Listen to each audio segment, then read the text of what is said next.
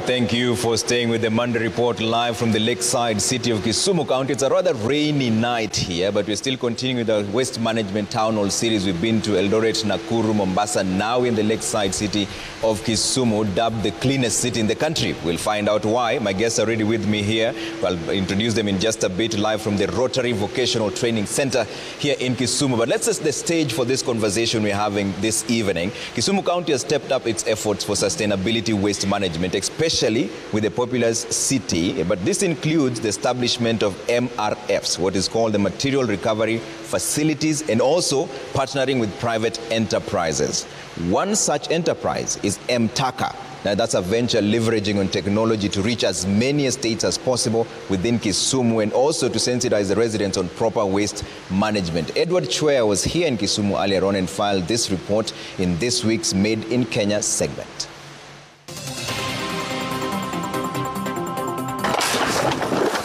Busy hands sorting waste.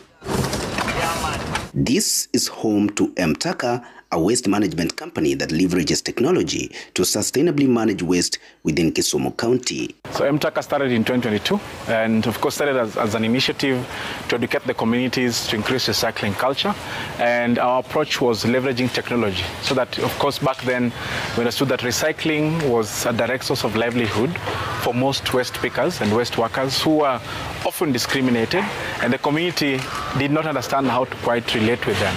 MTACA is basically a mobile application through which households in Kisumu access waste agents within their area, take their waste to the agents, and get paid for every kilo of waste. So the way MTACA works is that we have an application that is supposed to connect people right from the household to buyback centers. So we have waste workers who are also waste entrepreneurs that we train as agents. So ideally you give them training on entrepreneurship, you give them gears, you even give them financing, then they're able to set up like a buyback center, like a shop that buys materials in the community, and then the household, they're able to separate their waste at source, take it to the buyback center, and then we then support the agents to aggregate their materials and pick from them. MTACA then takes the recyclables to a material recovery facility set up by the county government of Kisumu, crush and package them, and send them to recyclers.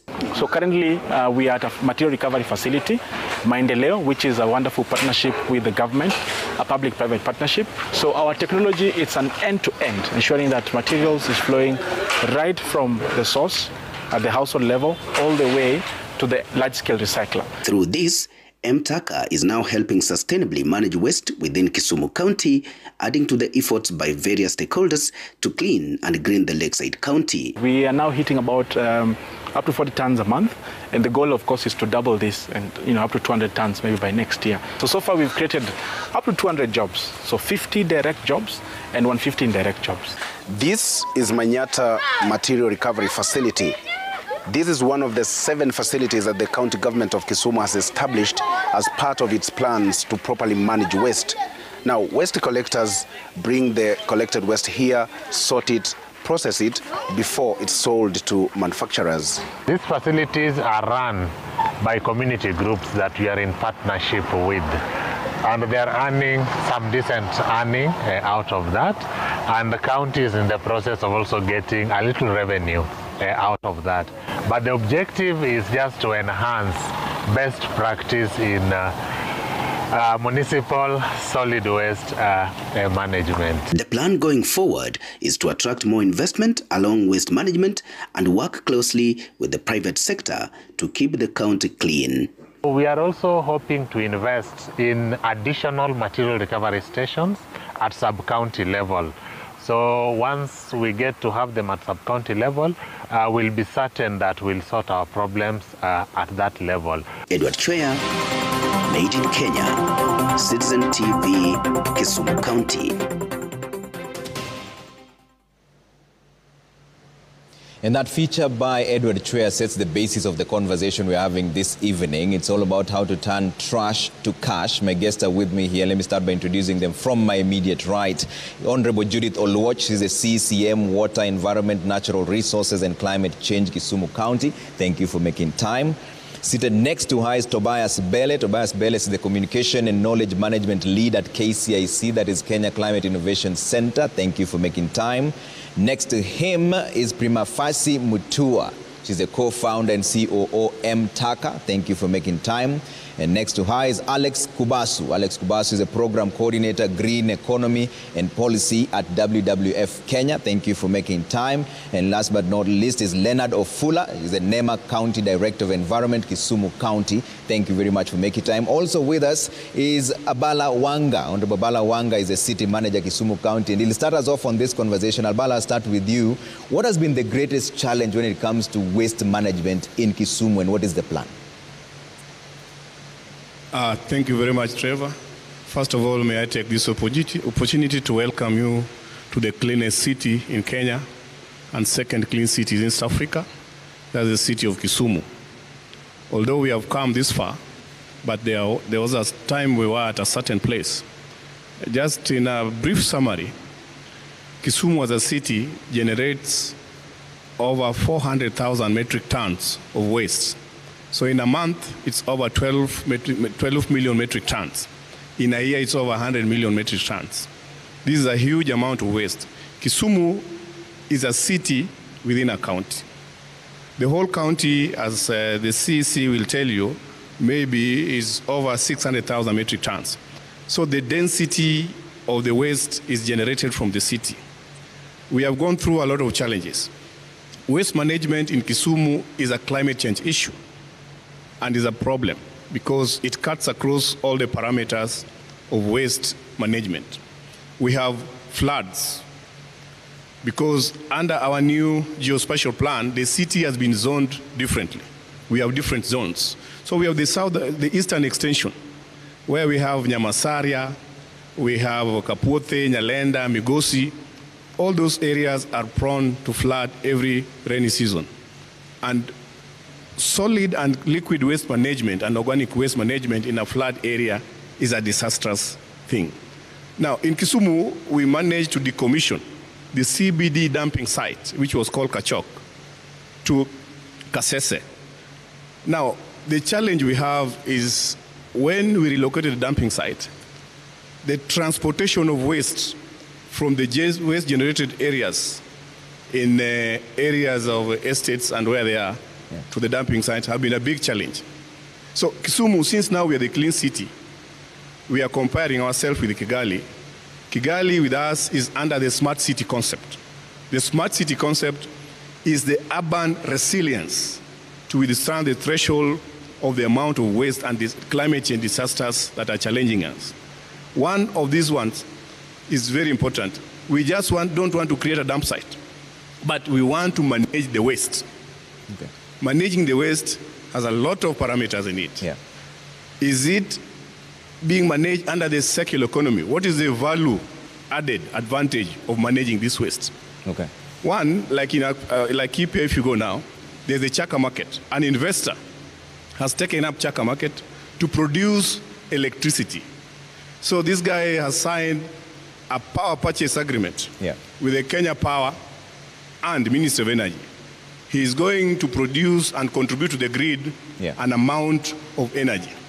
So we just don't need to dump 100 million metric tons in a year, which can produce a lot of electricity. Two, we need fertilizers. I was in Ghana, and I saw the practical sense in it. I was in a young city. They do the same. I've visited 7 cities. So the waste to energy and the waste to fertilizer and the waste to utilization is very important. Okay. So next week, Kisumu as the lead city under smart city concept will host a conference where Governor Nyong'o has been inaugurated as the inaugural chairman of Africa Smart City Alliance.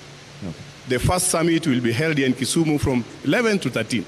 And we have given climate change and waste management 2-hour symposium to come and discuss on this aspect. So I'd want to at least let us listen and understand how Kisumu has leapfrogged from the dirty city to the cleanest city currently. Okay. I hope my colleagues will canvas on a lot of parameters of this. All right. Thank you. Thank you, Balawang. And let me now bring in Judith Oluoch, who's the CACM for Environment. You know, Kisumu is considered a benchmark of the cleanest city. But there's still those who question that statement. Is it really the cleanest city? What is the county's long-term plan to ensure there's sustainable waste management? Because not too far from where we are seated here, there's an illegal dumping site, just a few meters from where we're sitting. Thank you, Trevor, and welcome to Kisumu. We are actually happy that you're hearing this from Kisumu. Now, Kisumu is actually the 6th cleanest city in Africa, and you'd say it is second in the Eastern Africa, second to Kigali. Now, if you look at Kisumu, its position, it's strategically located, and it is a commercial hub, and that elevates the position of Kisumu. Now, His Excellency, the governor of this great county of Kisumu, Professor Peter Nyong'o, is in his second term, and he was very clear in this second term. And if you look at his manifesto, solid waste management is actually prioritized. And you realize that as a county, we aspire to be a prosperous county where every citizen lives a decent life, and one that also looks at current and future generations and gives them that kind of hope. So what we are discussing today actually is anchored on that vision. And it is that vision that has enabled Kisumu to be in the map. Yeah. So as a county, what is our plan? We would like to transform waste. Waste is a burden to an economic product. As a department and as a county, what we want to do is to ensure that we manage waste in a way that is environmentally friendly, economically viable, and socially acceptable. So our principle is very clear. Yeah. Reduce, reuse, recycle. That is what we are working towards as a county. All right. We'll come into the how in just a bit, but let me bring in Tobias into this. Tobias, you know, most people I meet anytime we're talking about waste management, the first question they always ask me is, what's in it for me? You've been running a program, SWIFT program, which has focused on demonstrating the business case for waste management. What lessons have you learned so far in regard to the opportunity that is available for the people? Thank you, Trevor. First of all, let me agree with the CEC and the city manager that Kisumu is a hub of opportunities. I come from Homa Bay, and I know we are a county of endless potential, but Kisumu remains the mother, and it is a hub of so many opportunities. The Sustainable Waste Innovation for a Future in Transition program, the SWIFT that you are referring to, is a program that the Kenya Climate Innovation Center is implementing essentially to transform the waste management sector in the country. And we are doing that through two major intervention areas, which is tailored support to waste entrepreneurs and policy strengthening, because without a robust regulatory framework, you cannot incentivize the kind of public and private participation in the sustainable waste management space. The opportunity we've seen and the demonstration effect that we've been keen on showing is the business case for waste. And if you look at the number of enterprises we've supported, MTAC has been mentioned here. We have Nawascol in Nakuru, turning waste to briquettes. We have Jill Industries in Mombasa. We have Jijenge in Nairobi, turning plastic into concrete. Yeah. And what we can see and what we can say authoritatively is that there is a strong business case. And what needs to change fundamentally is the shift in focus of seeing it as waste to seeing it as a resource. It is only waste if it is in the wrong hands, but there is a business case for it. And what we are looking at is how do you make this a reality? Yeah. How do you build a business out of it? And that's what we've been doing. And that is the opportunity that we've seen, from business modeling on waste management to the technical assistance that these innovators and these entrepreneurs need to have to make this into a business, to the access to finance, which is a major challenge, not just for enterprises in the climate space, but really any business, and to a robust regulatory framework. So there's a lot of opportunity there. And if you look at the number of ventures and the number of enterprises we've worked with at KCIC, it shows, the data shows that that opportunity is there, and we can only get better from there. I know we will be breaking it down further, but just to set the stage on that. We will get into that in a short while, and I'll request all my panelists to raise their voices a bit more so that the person at the back can hear you properly. But Mutua, you know, you're a living example of what waste opportunities that are there in the waste management sector. MTACA, which Edward Chwea just focused on in our Made in Kenya segment. But what does that success in the venture like yours say about the business opportunity in waste?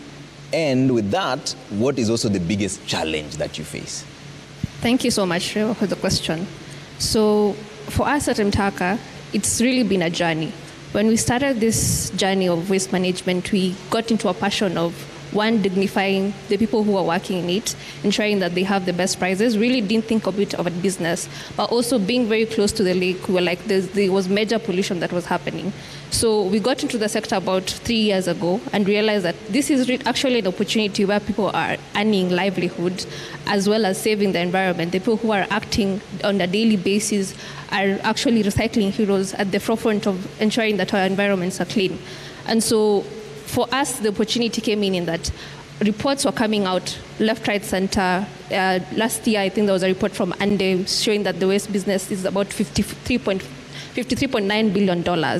But what was actually trickling down to the communities in Kisumu across the lake region. And so for us, we started with that simple notion of how can we turn this waste sector into a real business? How do we make it accessible for people? And technology was one of the ways we did that. So using technology, a mobile application and an ERP system, we are helping dignify and digitize the waste economy in Kisumu and even the lake region.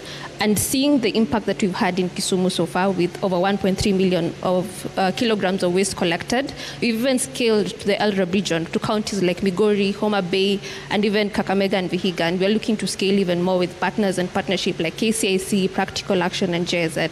And so the challenges are still there, but the happiness and the fulfillment to us is that we are seeing that lives are being impacted.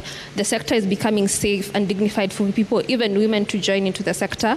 And the challenges are still there. Communities are still perceiving waste as a very as a burden to them, not looking at how people are dignifying it, but also in terms of enforcement, separation of waste source is still a critical challenge. And even if you look at the material that now we need to do recycling with, it's still coming in contaminated, so most of it can't be food grade recyclable. But it's a challenge that we're willing to work with, and even I thank the county government of Kisumu and even the city of Kisumu, because they've really held our hands in terms of ensuring that we continue to scale what we're doing in Kisumu. Thank you. All right. Let me bring in Alex Kubasu on this. And Alex, I know you said you've been off the media for quite some time, but I feel like it's just the other day you're my colleagues. It's very strange to have you on the panel, but it's good to see you. So usually when we talk about the blue economy and the circular economy, people look at this as two separate issues. Mm-hmm. Are they fundamentally linked? And how can we ensure that there's integrated policies that are needed to ensure that one agenda supports the other directly?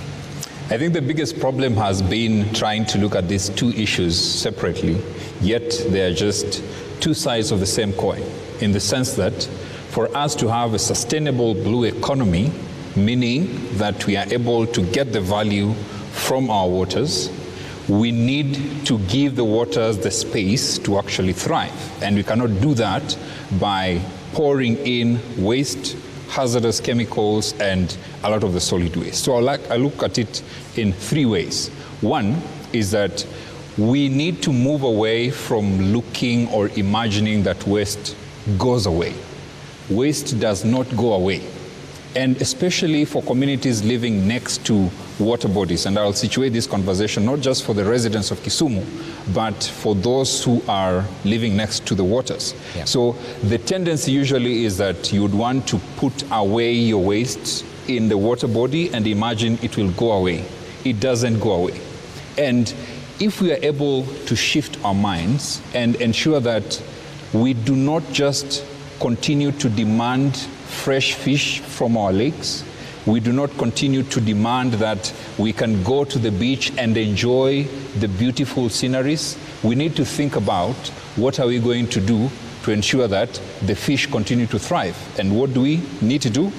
Do not dump waste into it. Do not release chemicals into our lakes. Do not do all those bad things. And the key call to action here, especially to the communities living next to water bodies, is that we need to have an aggressive way of protecting our oceans and our lakes, because it's a source of our livelihood. And this calls to mind the village elders. If it is an informal sector next to a lake or next to an ocean, we need to have that clarity on where are you taking your waste, because usually it is because of illegal dumping. So everybody needs to be accountable of the waste that is going and how it is getting out of their way. The second point is around the fact that we need to reframe our blue economy. It has always revolved around extracting. But we need to start thinking about what are we going to give to our waters so that they are able to give back the fresh produce that we all demand. The extractive model of just going there and wanting to build resorts and hotels around it, how can we be able to do it in a different way? For example, how can we do aquaculture that actually reuses water, as opposed to aquaculture that continues to pollute the rivers? And finally, we also need to have a mindset around bridging the policy gaps. Because when a structure is approved by a county urban planner next to a lake or an ocean, there needs to be an environmental expert, and I know NEMA is always there, to ensure that does this facility have a closed-loop system to ensure that all that it will generate will not be thrown into the lake so that it goes away. So if we are able to bring an interdepartmental engagement so that as a county, for example, we are looking at both the circular and the blue economy as two sides of the same coin, and we need everybody on the table so that when we approve that hotel, everybody has had input and it will be for the benefit of everyone. Yeah, so waste doesn't just go away. And I'll come to the audience in just a short while to hear your views and your questions if you have any. But let me bring in Ofula first from NEMA. You know, one of the biggest issues that everybody always talks about when it comes to NEMA is the double licensing. How can we streamline this licensing process for waste companies to ensure that then we adhere to the Sustainable Waste Management Act 2022? Thank you, Trevor. I'll first of all start by saying that NEMA is a regulatory authority charged with the responsibility of coordinating and supervising issues to do with the environment. And NEMA was able to come up with a Sustainable Solid Waste Management Act of 2022, which came after the National Solid Waste Strategy of 2015. And from that, the key issue was on zero waste at the end. So that's the key issue in this Solid Waste Management Act. Now, one of the issues that we have in Solid Waste Management Act is to transform the waste sector into a circular economy, an economically viable economy, and also one that will be in a position to assist the waste handlers in coming up with wealth, job creation, and also protection of our environment. And NEMA has been licensing the issue of solid waste management through the chain, the waste chain. And one of the issues that NEMA has done is to try and digitalize the issue of licensing so that it becomes faster for those who are intending to have the licenses for undertaking the issue of waste management. We have these waste transport licenses that we issue, and if we digitalize, I'm sure it will be very easy for the waste handlers to come up with the license and take over the activities. It's also important to know that we have principles to do with the improvement of this waste, and one of them is on, as I've said, the circular economy, which is going to improve a lot on that area. And then we have the waste hierarchy, whereby we intend to minimize the issue of waste to zero, if possible. And the last one is on ensuring that this is going to assist us in protecting our environment, because that's the key area that NEMA is really focusing on. So NEMA is working on that, and I'm sure in a few days or months, everything is going to be running on smoothly when it comes to licensing of our waste licensing area. Okay. Let me see by a show of hands who has comments or questions from the audience as well that we collect. And where's the microphone? There's a conversation back there. But also, Benson, you could mention something if the microphone is next to you. By a show of hands, let's start with the ladies back there. Just kindly stand, state your name and your question. Go straight into it. No history, just direct. Okay? Then we'll come to you, madam, and yourself as well. Let's take 3 of them at a go. Yes. Yes. And proposal to NEMA. First of all, my name is Stanley Otieno. Raise the microphone closer to you. Yes. I'm born in Kisumu. I've been raised in Kisumu. And Kisumu has seen a tremendous change. I want to give thumb up to Honorable Governor Nyong'o and his team, Mr. Balawanga, for the great things that you are doing to Kisumu. Kisumu is too clean. There's one thing I want to raise to NEMA. There's this issue of diapers. And I would like if you can partner with the companies that produce these diapers. We find that Kisumu is clean, but if you walk along the roads of Kisumu, disposal of diapers is a menace. Even if you go to the lake, even if a river Auji, even disposing them, we find that they are good. They are helping us to manage time and all these things. But disposing them that you go, you find that when it rains, you find that women, most of them, these things are being disposed in these toilets that we use, these pit latrines. Okay. But when it rains, you find that these things, they flood up and flood their cities. Even if you walk, you can walk along the road and you find that somebody just driving a very good car, a Prado. But what comes out of the window of that Prado along the way are these diapers. Okay. So we want to, not only in Kisumu, but all of Kenya, can you partner with these people, as much as they're producing this thing and advertising them on the television, let them see how they can also teach the community and the country at large on how to manage these things as they being disposal, and they should be disposal in a very smart and good way that manages our environment, and this will also stop our drainage from clogging, which means we will make the city use more money in doing so at least it will also reduce the economic. Thank you, Michael. Michael, that's a direct question to NEMA in terms of EPR, that extended producer responsibility. You'll address that. Let's take 2 more, and then we have this conversation. The 2 ladies over here. There was a microphone somewhere here. Yes. Go ahead. Thank you so much. My name is that mic on?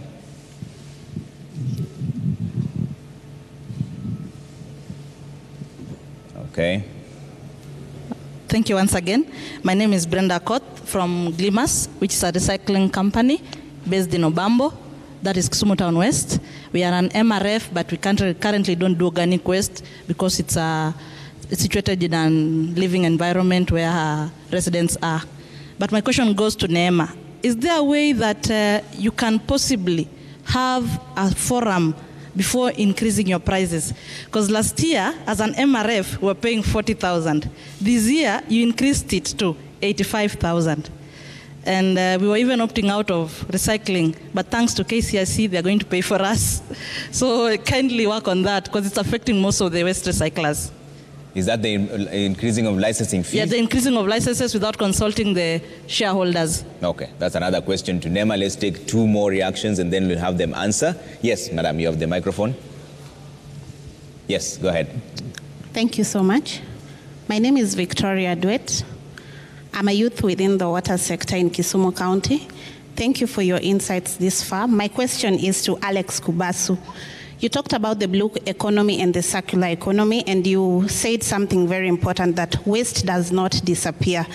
And my question is in regard to that, because we are a city located right next to Lake Victoria, and you find that there are gaps in enforcement that make it difficult to protect our water bodies from waste pollution. And we have the waste actors here. How do we bridge this gap? Because Article 43 of the Constitution talks about right to clean and safe water. And if we do not manage our waste well, then we infringe onto that right. So how do we ensure that we bridge this gap whereby the county is able to work with the waste, people within the waste sector, to ensure that all this waste does not end up in our water bodies? Thank you. Okay. That question from Victoria will be addressed by Alex and yourself as well. How do you work with the people in the sector? Yes. Okay, thank you. I'm Ruth Eli Dotieno. I'm a member of Q1, and I also work for TEAM. I have a question for Nema. When we talk of waste, I know we have both liquid and solid waste.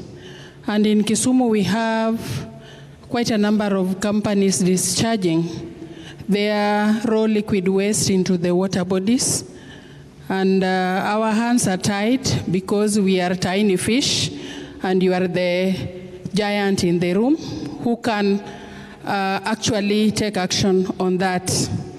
And on dump site, how best can you advise Kisumu County to move from dump site to sanitary landfill? Because we know the benefit of a sanitary landfill. And when we talk of a dump sites, when waste are put there, they discharge liquid waste called leachate. And this leachate, there is a process in which it should be treated before it reaches water body. What are you doing about that? And one thing on the infrastructure within the county and city. And this is going to both the city manager. I know he is not among the panelists, but I know we have the CCM, our able lady. How best can you support construction of facility recovery centers? Because these are areas where we can tap on the valuable waste to ensure that we have minimal waste reaching the sanitary landfill or the purported dump site that we have currently in Kisumu, and also to ensure that maybe NEMA to push for actual implementation of the coded bins, because it is what is going to help us. And this should run from marketplaces, hotels, to the streets of Kisumu, and even to the households, maybe in the people's settlements where we are. Thank you. Okay. And the city manager is right in front of you, so you can address that really quick, and then I'll come to my panelists to answer, and then we come to you. Thank you, Trevor. These material recovery centers, theoretically, I don't like them. And if we have to go by it, I know climate change has put a lot of resources on them. They are becoming another dump sites, because they need a lot of expertise to use these material recovery centers. Their location and where they are. For example, if you go to Kisumu Kanu area, that material recovery center are not doing well in terms of waste isolation. If you go to Otonglo Market, the same. Go to Kibuye, it is a mess. They're even keeping pigs there. See. So the best one is coming up in Mamboleo. And when I went to Arusha, Arusha has the best material recovery centers, better than even Rwanda in East Africa. Isolation of waste in the developed world starts from the household. We need to introduce not less than 1 bin, but 3 bins. You know where to put your bottle, you know where to put your plastic, and you know where to dump your organic waste. It starts from there. But this culture in Kisumu Material Recovery Center is going to kill us, because now at night, the waste transporters sneak with waste and dump them there. They cause another problem, because at night no one is isolating waste. I saw the one in Accra, Ghana. It was working well until they started recycle the waste there and creating a dump site.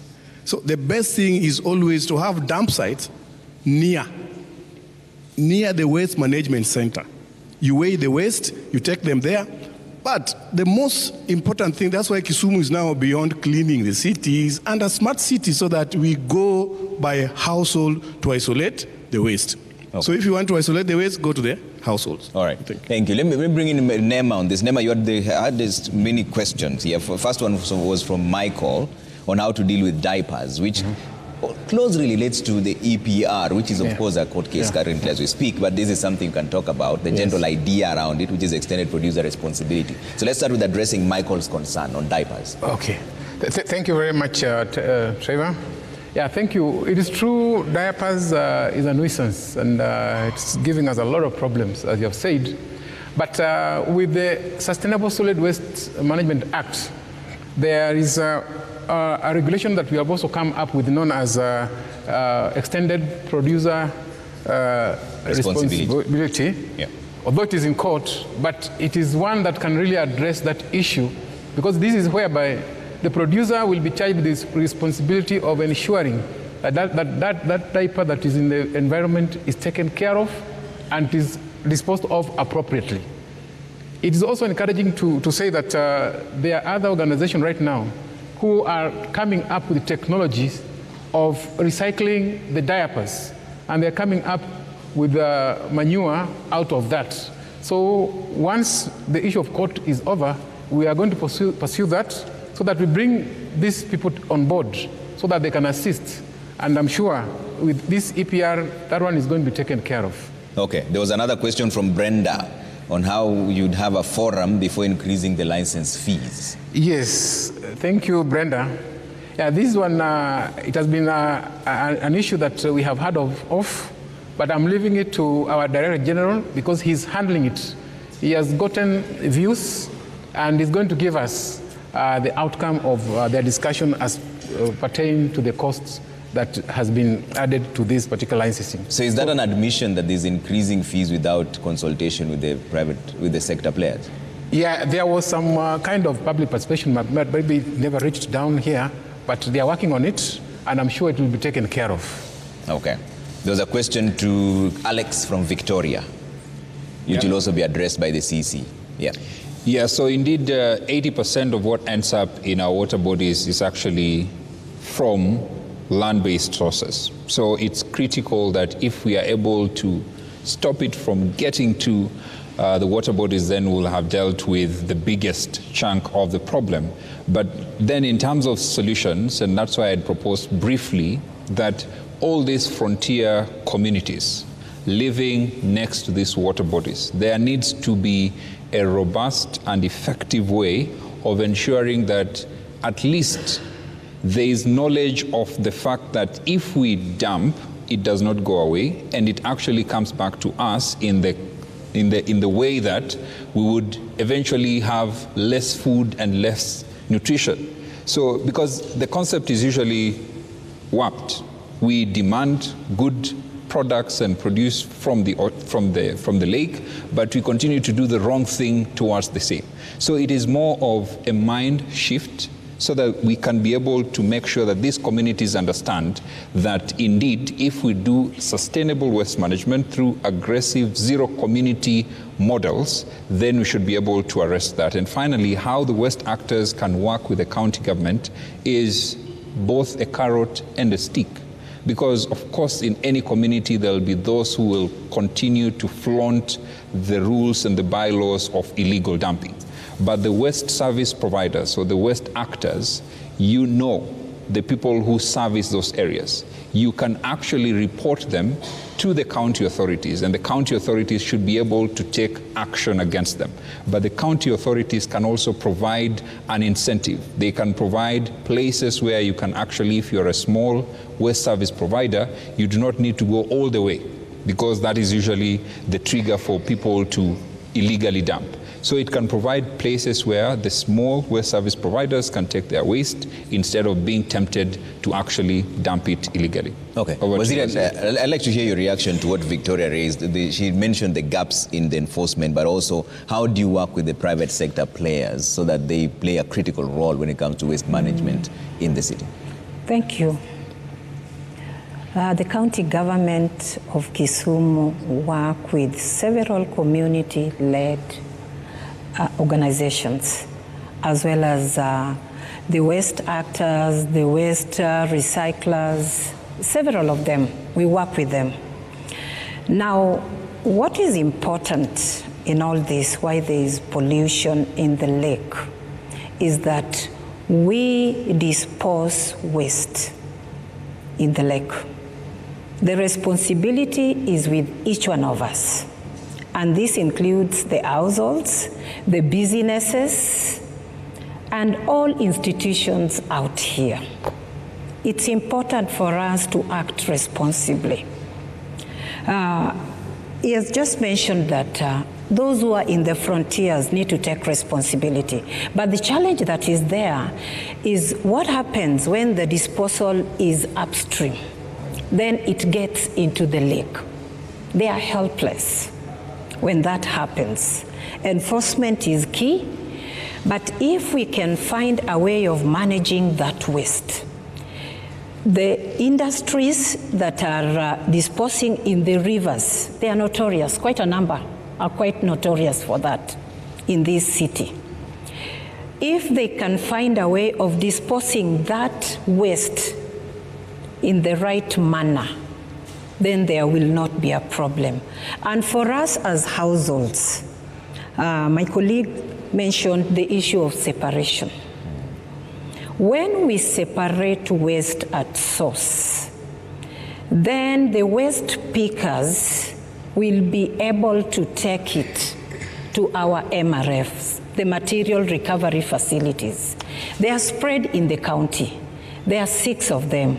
We have one right behind us here, Maendeleo, where Mtaka is. We have in Kondele, for those who know where Kondele is. We have one in Manyata. In the informal settlements, we have in Mamboleo, we have in Otonglo, and they have been constructed by the county government of Kisumu. And this is to encourage recycling. And this has economic sense, because it creates employment opportunities, and you will be able to convert waste to value, especially the plastic waste, the paper, quite a number of them, except the organic. It is true that Kisumu organic waste is ranging from 60 to 70%. Yeah. And that has been a challenge. But still, we have quite a number of community groups, private sector players that are actually using that organic waste, converting it to BSF, fertilizers, and using it even for biogas within Kisumu. Right behind us here in Dunga, it is happening, conversion to biogas. But still, because of the rapid increase in population, because of urbanization, waste still ends in Kasese. And as a county government of Kisumu, we have a plan. We have a plan, and we are already engaging investors, looking for a potential investor who has the capacity, who has the potential to do that. Okay. That's where we are heading. But I call upon the young people. We have several groups that are involved in environmental restoration, environmental conservation. Our offices are open. Okay. We work with quite a number of them. As you all know, with our new policy, and it has been existing, we have even embedded our cleanup day, which is every 10th of the month. And we bring on board different players, and we call upon them to join us, because this is our city. This is our county. Okay. Thank you. Let me bring in Mutua on this. Mutua, it's an interesting conversation. You're talking about the MRFs here. But if there's one specific practical change that you'd like to see at the county level to ensure it unlocks growth for a sector where you are. In fact, the city manager was raising concern that some of those MRFs end up looking like dump sites themselves. What is that specific change that you'd want to change so that sectors like where you are and organizations like the one you have can scale up when it comes to dealing with waste? Thank you. So I think it boils down back to the Act. It's to in my opinion, it's a very nice act that, if implemented and enforced well, really could shift the way Kenya looks at waste management from a linear economy to a circular economy, right? And so issues to do with separation of waste as source. Could it be implemented? Could households be actually mandated to pay for bins so that waste collectors and waste service providers can actually collect segregated waste as source? Issues to do with investment and infrastructure. NEMA, I know, mandates that now even waste to be transported as in the various fraction that it's segregated. Do we have the infrastructure for that? Do we have the trucks that mandates us to take that? So can we get those infrastructure? And even for MRFs, right? The capacity that is currently happening, even in Kisumu and across Kenya, is still very limited. So can we get more investment and working with county governments as our forefront, recognizing the work that we are doing, ensuring that we get the spotlights, ensuring that they get the data in terms of how much is actually being collected and what are the targets in terms of collection, so that we get more inflow in investments and infrastructure to ensure that we are collecting and recovering more, but also recognizing the work that we are playing in the sector. Thank you. Okay. Let me bring in Tobias on this. Tobias, you and I have run this town hall series in almost all these cities, especially talking about waste management.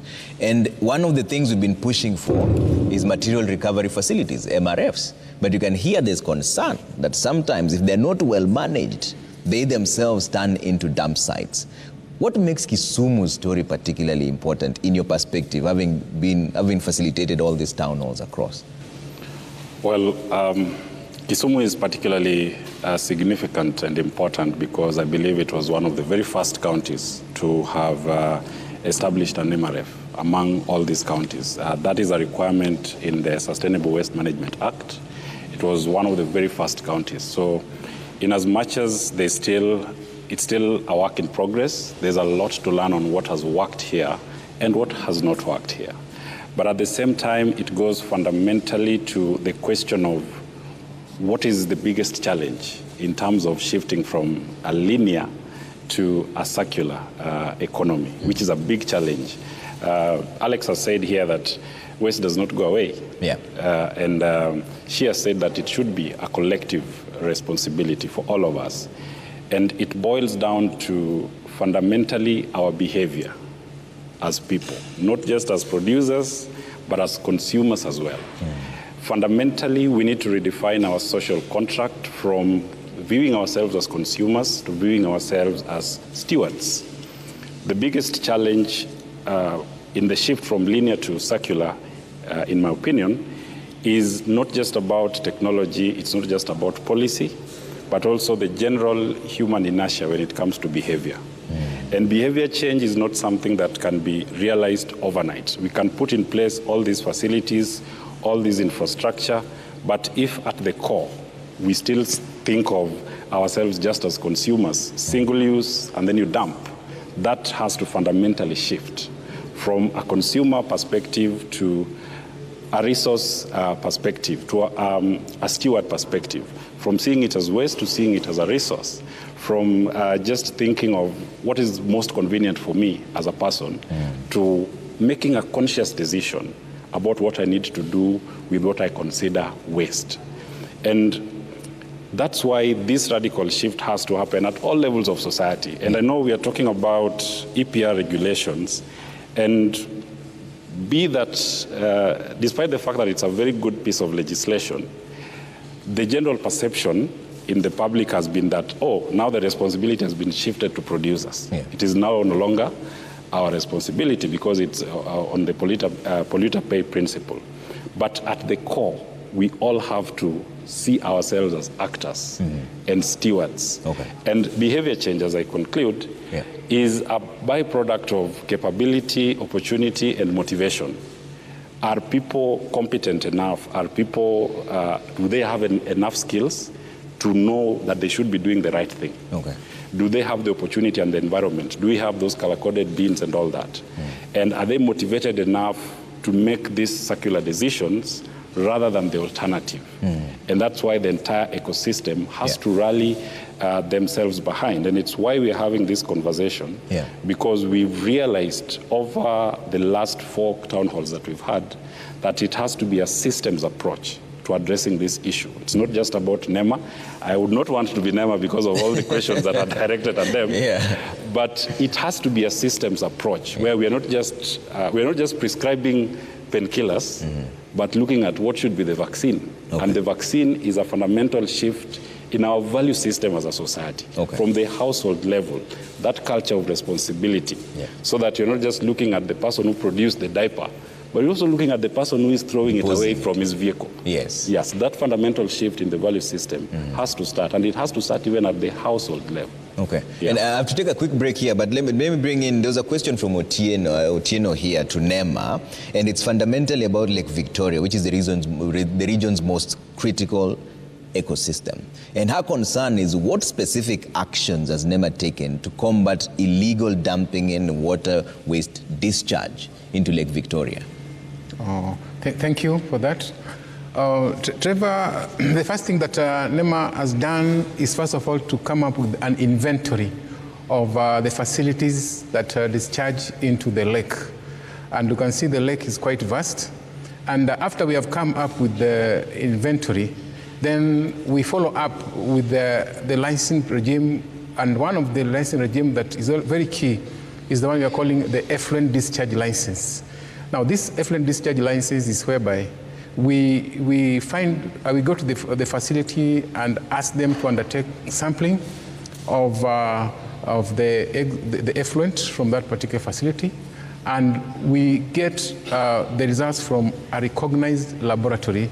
And in this case, we have a few NEMA recognized laboratories, like Water Resource Management Authority, Water Resource Management. We have the government chemists, and once we have gotten the analysis, we are able now to know whether that particular facility is undertaking the right treatment or not. Now, for these facilities, they are supposed to have the effluent treatment plant within their facilities. And we always recommend that once they have treated their effluent, it's supposed to be discharged into the Kiwasco treatment plant. This is the Kisumu Water Sanitation Company plant. So once now Kiwasco has done a treatment, that's the time they can discharge it into the lake. Now, we have found out that sometimes there are few facilities that do not meet the standards. And for those particular facilities, we have been giving them some orders, and we give them time to improve on those particular areas that they are supposed to do improvement. All right. And right now I can say we have quite a number of facilities that are doing well, but others we are still doing monitoring to find out how they are undertaking the activities. Okay. We also have the issue of the solid waste that is also dumped around the lake. And this one we have been working together in a collaborative manner with the county government through the public health office, the county government environment department, and the moment we notice some of these areas, we always work together as a team. Okay. I can say that the city environment department has also been doing very well, because we always give them alerts wherever we notice some of these areas. Okay. Now, the last part on that is that we also have farms that are catchments, or the catchments are within this particular lake. And some of these catchments do a lot of farming. And this farming land, we find that there's a lot of usage of nitrates fertilizers and phosphatic fertilizers. Okay. And once they are washed, especially during the rains, you find that most of these farms are not properly conserved. All these end up into the lake. Okay. And this one has a lot of effect again in this lake. All right. They really pollute. So those are the areas that we have so far. Was there you wanted to comment before I take a quick break? Yes. This is a shared resource. Yeah, thanks. I would like to comment on that, because this is very important, especially, and it's an area of concern. And you must have seen articles speaking on the greening of Lake Victoria. And you see, people rely on this lake for their livelihoods. We rely on it for food. NEMA is tasked with regulation. But then we have several organizations that work along that lake. What needs to happen as a matter of urgency is an integrated approach in handling the issue of Lake Victoria. And as a county government, we are taking the lead, and we'd want all relevant actors so that we address this. I'm privileged here to have my committee in the county assembly, led by the chair. They are here seated, and this is something they are following up with industries. I know the industries employ our people, but they are dumping, they are discharging serious stuff in the rivers that are going into the lake. And before anything is done, it becomes each one of us responsibility to raise this issue. But at our level, we have to just sit down and handle this matter before it gets out of hand. Secondly, Trevor, if you allow me, you had mentioned, why does Kisumu really stand out? Especially in regard to the MRFs. Kisumu has two associations of small and medium-sized enterprises, which have been working very closely with the county, and more so the city. This is the Kisumu County Waste Actors Network, which has close to 1,000 members. They've been very instrumental in operationalization of some of these MRFs, working closely with the county.